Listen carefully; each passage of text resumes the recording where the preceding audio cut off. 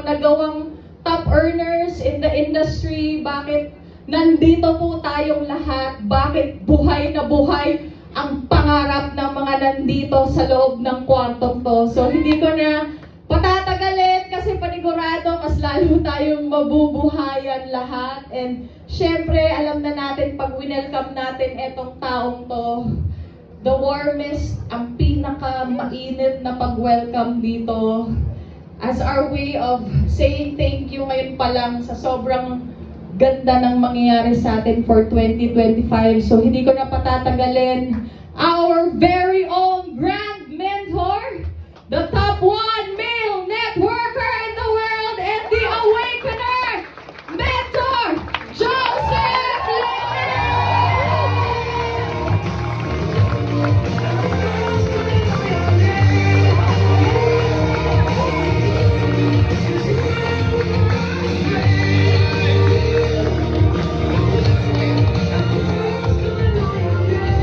Kumain na ba kayo? Sino kumain na? Well, anyway, before, pwedeng palapakan natin si Presty. Okay. Sa akin, siguro, akala ko ito pala may ingay. Ang mundo natin may tinatawag siyang pattern. Kaya nga may tinatawag siyang rules. Ang rules, ito yung mga law of polarity, law of karma, yan, mga rules yan. Ibig sabihin, para mas maintindihan yung isang bagay, if you're going to be a keen observer, ang mundo natin may pattern. May tag-init, may tag-ulan, may kanya-kanyang panahon ng...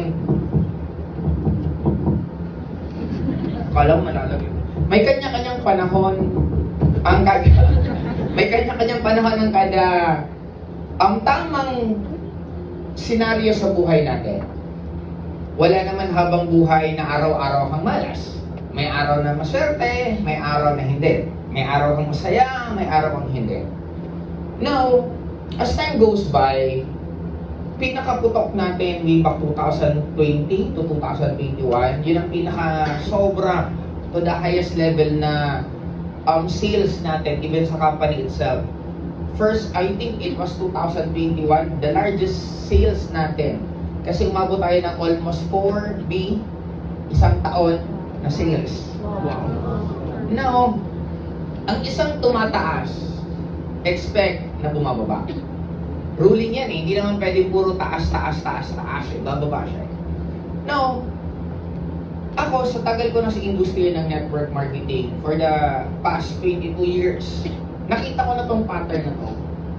And I'm very, very excited. Kasi sabi ko nga, December pa, sabi ko, this January, umabot lang tayo ng 30 na 6 figures earner. Ito na yung magsisement ng mangyayari sa atin this coming whole year of 2025. Yeah. And hindi po tayo umabot ng 30 kasi lumagpas pa po tayo ng nasa 33. Ang nag-submit. Kasi may mga iba pa pong hindi nag-submit. Now, I'm very excited kasi ito yung proof na sobrang ganda ng mangyayari ng 2025 natin. And ito yung pinakadulo eh. Sabi ko, December binabanggit ko na to, 36 figures earner ngayon na January and 50 na 6 figures earner ulit ngayon na February. Pag nangyari po to, tapos na po labanan natin ang buong 2025.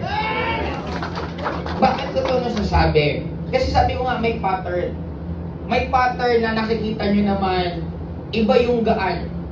Iba yung gaan ang nangyayari sa atin, lalo na sa ibang mga grupo ko na parang namumulot na lang po ng biin. Lalo na for the past of January last week, ang dami po talagang ilang accounts pa ang na-flash out. Na sabi ko, ito yung napakagandang sign at nakaka-excite. Kaya lang again, kahit ano ang nangyayari, kung hindi ko kayo todo hahataw, wala pa rin pong mangyayari sa inyo. The only good thing about this, medyo effortless po ng konti. Nakasakay na ba kayo ng MRT? Yes. Rush hour? Yes. Yung humarap ka lang sa pinto, huwag ka na maglakad. Pagbukas ng pinto, nakakapasok ka mag-isa. Ang tawag po din momentum. Yun po yung mangyayari sa atin. Mas kahit less ang effort mo, pero pwedeng sobrang laki ang mangyayaring resulta sa inyo. Kaya ako, ang masasabi ko lang po sa inyo lahat, sa buong generation ng lahat ng mayayaman na kilala po natin, meron tayong Henry C., meron tayong Lucio Tan. Sila yung pumutol ng sumpa ng kahirapan ng pamilya nila. Generation by generation by generation, nung lumabas ang isang Henry C., siya ang nagsimula, siya ang sobrang yaman, at ngayon buong generation niya talagang sobrang yaman na po. Now, eto point ko. Sino sa generation nyo ang puputol ng sumpa ng kahirapan? Sino sa generation nyo ang puputol ng sumpa ng kahirapan? Now, sabi ko nga, lahat ng tao na nakuha nila gusto nila. Sila yung taong sobrang nag-effort.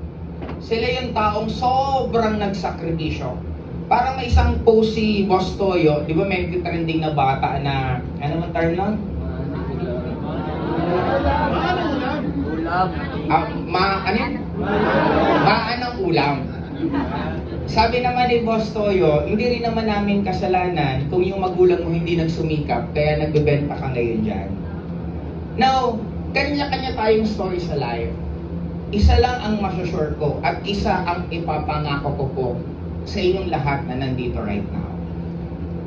Kung naniniwala ka na ikaw ang puputol ng sumpa ng kahirapan sa buong linya ng generation ninyo, kaya mo rin ba tapatan yung gusto mong resulta?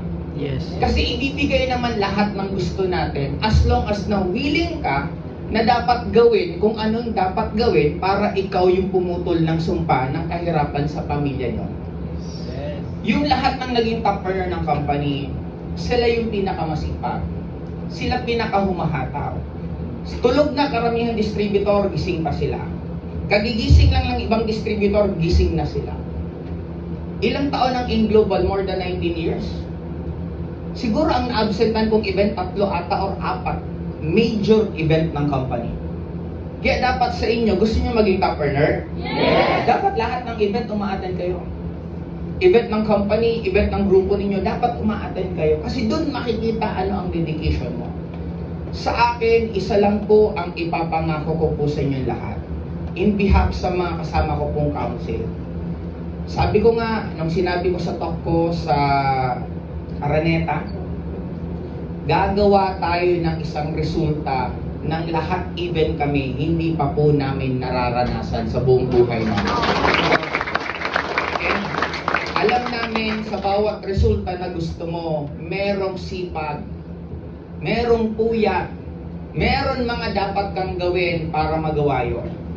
Excited lang kami ng sobra. JLIM project started way back January 14 of 2015.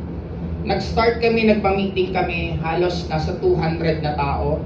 Halo-halo, may mga ibang guest lang, may mga ibang hindi pa. Right now, we're starting another second decade. Tapos na yung 1 to 10 years, starting tayo 11 to 20 years. Ang tanong, ano ang resulta na mangyayari sa inyong lahat sa another 1 to 10 years natin? Masarap po ba na nakita nyo na naka 6 figures yung mga apply nyo? Yes! Masarap din po ba kung makita mo na ikaw na ang naka 6 figures doon? Yes! Eh sabi nga nila, kung mangangarap ka rin lang naman, bakit maliit pa? Lakihan na natin. Yes. Di ba mas masarap kung makikita mo sa susunod, naka 7 figures na kinita ka? Yes. Kita mo paano kayo hindi naniniwala? Okay, uulitin natin. Masarap po ba na sa susunod, makikita yung pangalan mo dito na 7 figures earner? Tandaan nyo, sa lahat ng may resulta dito, dati din dyan, katulad yung nakaupo. Nagdududa din paminsan-minsan, kakaya ko ba yan? Magkakakotse ba ako? Puro payaman sila ng payaman. Yung sikmura ko nagsasalita ng mag-isa. Kasi nagugutom na. Pero isa lang po mapapromise ko.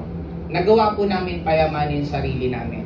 Nagawa din po namin payamanin yung mga ibang taong naniwala sa amin. at sisiguraduhin po namin, magkakaroon po tayo ng resulta. Lahat ng nasa kwartong to, magkakaroon po tayo ng resulta ngayong 2025. Yes. Na resulta na kinikita ng mga top earners. Sabi ko nga, ilan dapat ang top 1 to top 20? Ilan ang atin? Ilan ang atin? Alin ka doon? Manghihina kayo kung anong numero. Kasi lakasan nyo na mangarap. Maraming nagkakantsaw sa inyo sa labas. Maraming nagsasabing hindi nyo kaya. Maraming nagdududa sa kakayahan nyo. Kaya tayo nandito sa loob na to kasi tayo ang magkakampi. Tayo ang naniniwala sa bawat isa na kaya